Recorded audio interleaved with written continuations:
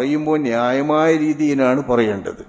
മറുവിഭാഗത്തെ കൂടി ഉൾക്കൊള്ളുന്ന രീതിയിലാണ് പറയേണ്ടത്.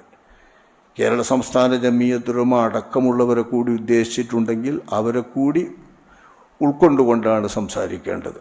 ആ സംസാരത്തിനു പകരം തറവാട്ടിലേക്ക് പോകുന്നോളി എല്ലാവരും ബാക്കിയൊക്കെ മാറ്റിച്ചോളൂ എന്ന് പറയുന്ന രീതിയിലുള്ള ഒരു പ്രഖ്യാപനമാണ് വാസ്തവത്തിൽ ഈ പ്രഖ്യാപനം.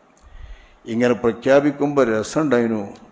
ആ തറവാട് നല്ല സുഖകരമായി ശാന്തമായി എല്ലാവരും ചെല്ലണമെന്ന് കൊതിച്ച് നിൽക്കുന്ന അസൂയാവഹമായ രീതിയിൽ ജ്വലിച്ച് നിൽക്കുകയാണെങ്കിൽ ഇത് പറയുന്ന സമയത്ത് ആ തറവാടിൻ്റെ കഥ എന്താ? തല്ലൊഴിഞ്ഞ നേരമുണ്ടോ? കലഹം തീർന്ന സമയമുണ്ടോ? ബാക്കിയേറ്റൊഴിഞ്ഞ നേരമുണ്ടോ? ആരാണ് തറവാട്ടിലുള്ളത്? തറവാട്ടിൽ ആരാന്നാണ് പറയുന്നത്? പാണക്കാട്ട് തങ്ങന്മാർ പുറത്ത്, അവരെ സ്വീകരിക്കുന്നവർ പുറത്ത്.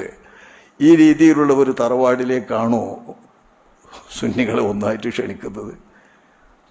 അപ്പോൾ തറവാടൊന്ന് ശുദ്ധീകരിച്ച്, തറവാട് ശുദ്ധീകരിക്കുന്ന പ്രക്രിയയിൽ എല്ലാവരെയും ഭാഗഭാക്കാകാൻ വേണ്ടി പരിശ്രമിച്ച് ആത്മാർത്ഥമായി ഇന്നത്തെ ചുറ്റുപാടിൽ ബഹുസ്വര ഇന്ത്യയിൽ, മതേതര ഇന്ത്യയിൽ മതേതരത്വം തന്നെ ചോദ്യം ചെയ്യപ്പെടുന്ന വിധം കലുഷമായ വർഗീയ വിഷം വമിച്ചുകൊണ്ടിരിക്കുന്ന ഇന്ത്യയിൽ മുസ്ലിങ്ങൾ തന്നെ അന്യവൽക്കരിക്കപ്പെടുകയും മുസ്ലിങ്ങളെ മൊത്തമായി